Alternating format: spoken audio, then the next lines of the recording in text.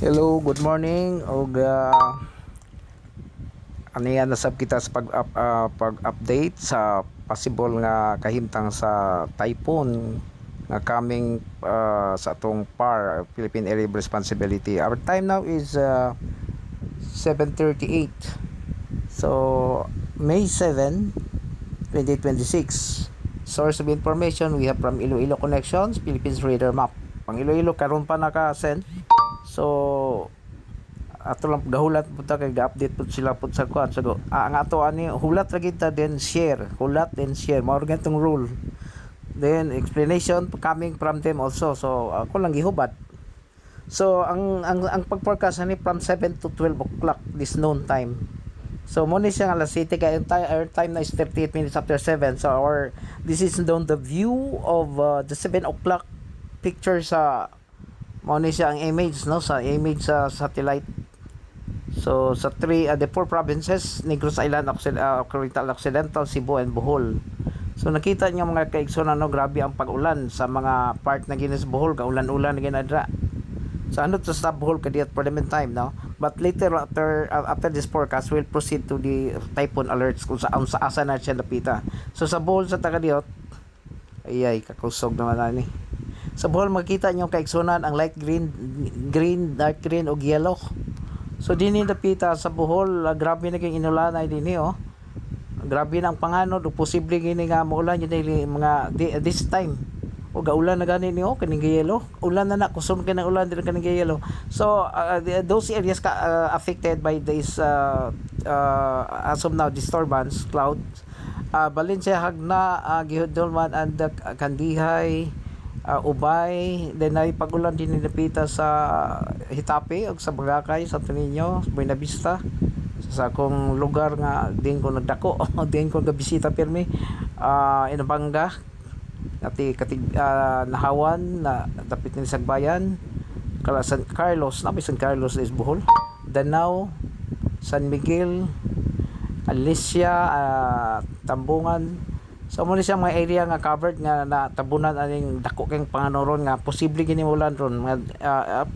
Start na ng ulan ato pa ning 6:56, our time is 40 minutes after 7. So it started raining the areas here o kanang gayelo kita kana. So eastern part na ni sa Bohol ga kusog kini ng gayelo. Grabe na kay ulan da at this moment in time right now. Okay, now okay tanang gayelo dira. So sa Cebu wala pa pag-ulan. Okay pa ang kay Anas Toledo adunay namo pinamungan adunay namo nga mapanganoron nga area. So wala pa nag-ulan. So Negros okay pa, wala pa ulan. So pagkalasot, so what will happen?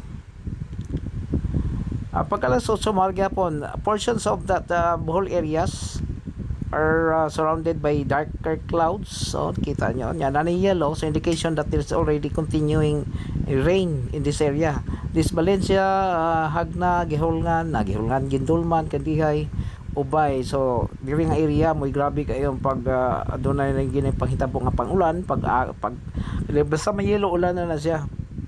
So dinhi sa Cebu wala pa. Excuse me.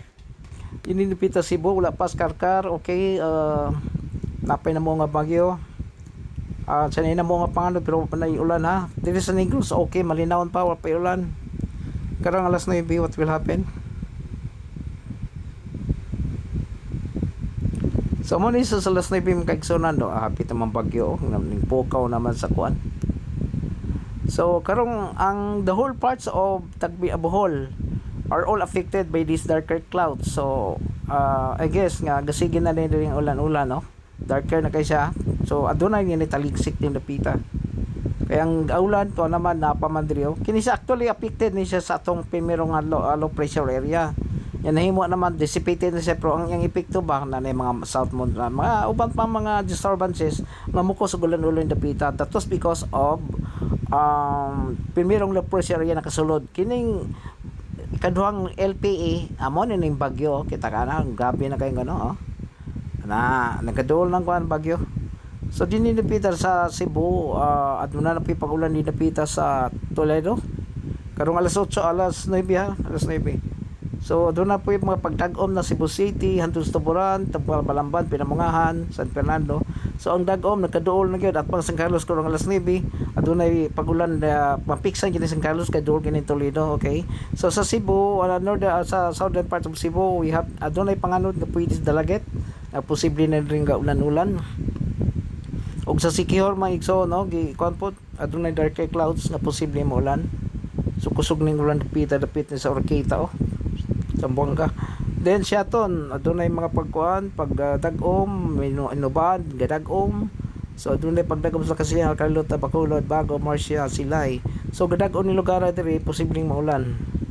Og dunay papapot sa Sagay Escalante gadagom. So Toledo ulan gyud ng yelo. Doon kay San Carlos most likely this coming 9 o'clock. So we'll continue to 10 o'clock. What will happen? Agay kakusog karong alas 10 mga igsigsunan aduna na gini grabe kay pag-cover na kas panganod Bohol covered kay sa mga panganod posible ginagaulan og dinhi na gyud sa southern part of Cebu, Dumaguete, southern part of Negros Oriental. Tanaw gayelo. So niya nagyud dinhi sa Barili, Pinamungahan. So expect nga gaulan na gini pita kay na yellow. So this may also affect the portion of San Carlos City. Then we have Bacolod, Bago. From Bacolod down the line, we have the southern part of Oriental and Negros and Occidental Negros. So adunay na gini pagkuan ng Siaton kay yellow na. So ulan na siya mga 10 o'clock. So sa San Carlos posible ta mapiksan sa Toledo ug sa adun diri sa kuno. Muulan pa ni San Carlos sa Ligsik, okay kusog ang ulan diri sa kuan. So most likely apektado ta. Kay bisag walay ulan sa San Carlos ang naong walay ulan pero tungod sa pagbunos sa speakers nga neighboring municipalities maigo gyapon ta. So we have also made out kay Don Salvador dagom gyud kayo. So that will be by 10 o'clock. Now we'll proceed to 11 o'clock. Now sa covered gyud siya. Covered ang whole areas, so meaning ulan-ulan na ginada, covered siya.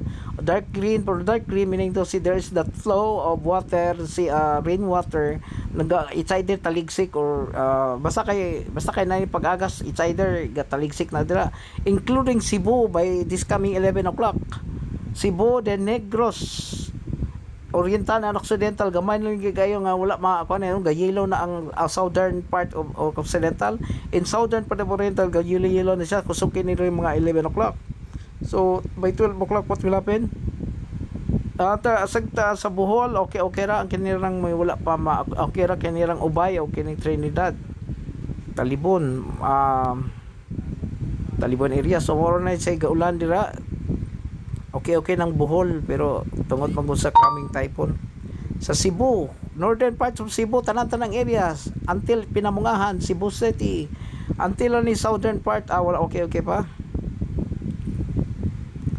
So the Argao and the southern part na inapita sa Buwan ug Santander. Dinhi po southern part of Oriental Manoy by Sanhay, Binagmageti, gaulan gini kanini pagyelo. So mapud sa southern part of Occidental, Basay, Inuban, Talisipalay, gaulan na gini rin. Then Kabangkalan going out to Bacolod City, Victoria. So adunay grabe yung pagdagom. So expected gyud ulan. Then San Carlos by 12 o'clock aduna na siya panganod grabe from Iloilo, from Toledo, including Sagay Escalante. Aduna na yung mga panganod nga posible gini nga maot kay kahimtang today until 12 o'clock ni siya ha. So 1 o'clock na gyud grabe na gyud panganuron ang Bohol area ni dako ang kuan niya dapit na ni sa northern part of Bohol.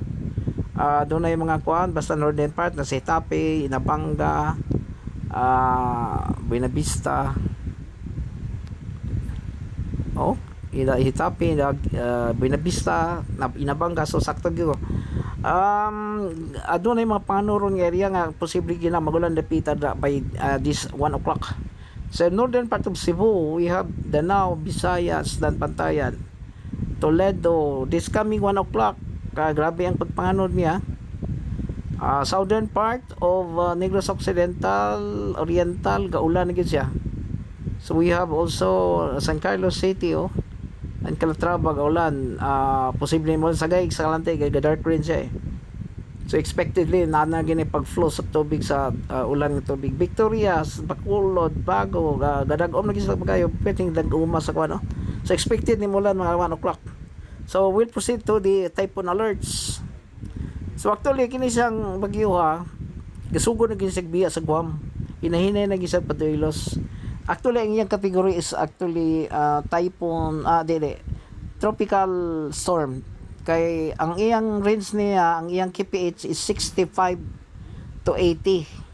Ambot ipasabot ang iyang minimum nga pagbugsob kada bang kung tuyok sa hangin. Ang iyang minimum is 65 km per hour. Ang iyang gikusgon ang pinakakusog ni giging recorded sa as of now is 85. So meaning 65 to 85. 85 pinakakusog nga pagtuyok sa hangin, gadag ulan. Then ang pinakamubo niyang tuyok is 65. So meaning it's in that range na siya sa tropical storm. Kumutaas-taas pa na paingon gina sa typhoon. But ang iyang actually expected gina mo taas tungod sa yang nakahunat na siya dire. So ang iyang igo niya napaingon siya sa northward then paingon northwest yung dagan niya So expectedly mao na ni iyang kuno mo ni iyang rumbo puti rumbo niya na.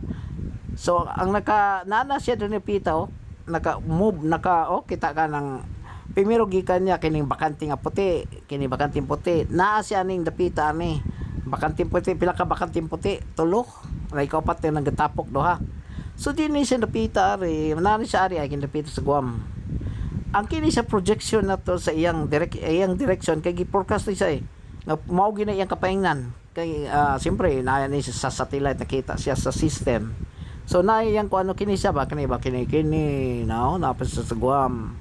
Paingon siya nagatigom sa pwersa. Ayan karon is 65 to 85 ang iyang pagbukso sa hangin baka napagtuyok.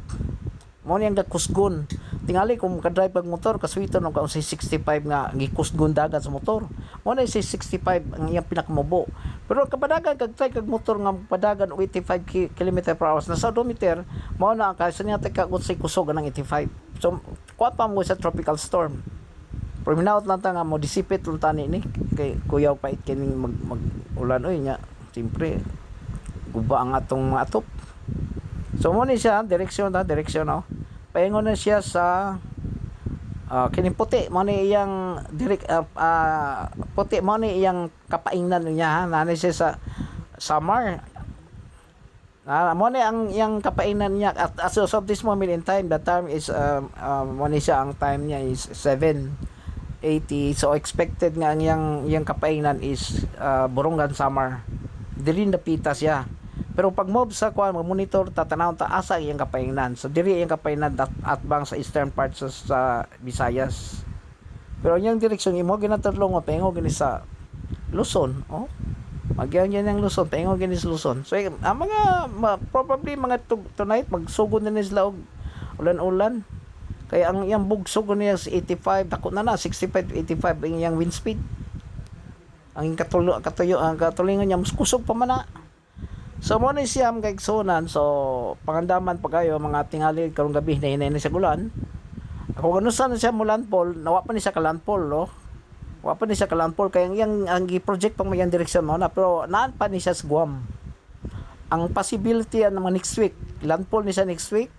Og sa karon tungod sa ang iyang kakuan niya is 65 to 85 mo na yung kakusgon so ang mga next week mo kuan mga karong ulan rong gabi ulan pero landfall ni siya next week Monday sighting batni mabot ni kay ang iyang kakusgan niya is 85 so kung mula pa sa mahimo ni siyang typhoon abot sa 120 kapin awag di lang yung super typhoon okay lang pero daghan ni sa tubig dala mga kaigsonan paandam ka mo kuya ni sa kung daghan tubig hinayan to pero ang tubig bilaghan ani kung maabot ni sa Sapar kadadlaw kitam sinatik ulan.